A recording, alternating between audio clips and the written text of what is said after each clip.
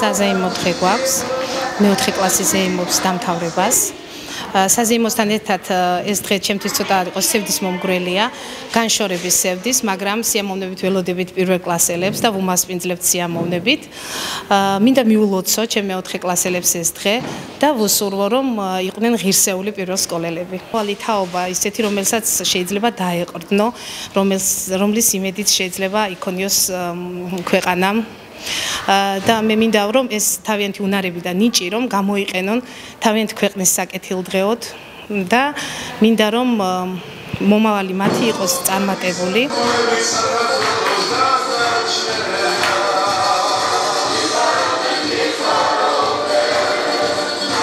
მართლაც შესანიშნავი ღონისძიება გვაჩუქეს და გვაჩვენეს. მადლობა ქალბატონ მაკას ამ არაჩვეულებრივი ბავშვების აღზრდისთვის.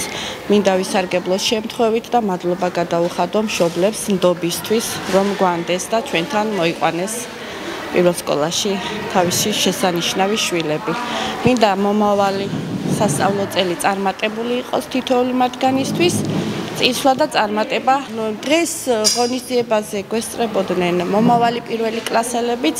მინდა მათაც წარმატება უსურვო და დავულოცო გზა ამ ისტორიულ სკოლაში. დღევანდელი დღე ჩვენთვის ძალიან მნიშვნელოვანი იყო. დღეს ჩვენ დავამთავრეთ მეოთხე კლასი. მართალია მასწავლებლებს ვისწრით, მაგრამ ჩვენი მასწავლებელი ისევ ჩვენს გვერდით რჩება. მინდა მადლობა გადაუხადო სკოლას, დირექტორს, მასწავლებლებს და ასევე ჩვენს მშობლებს. დღეს ჩვენ ამ დღისთვის ძალიან ბევრი ვისრომეთ.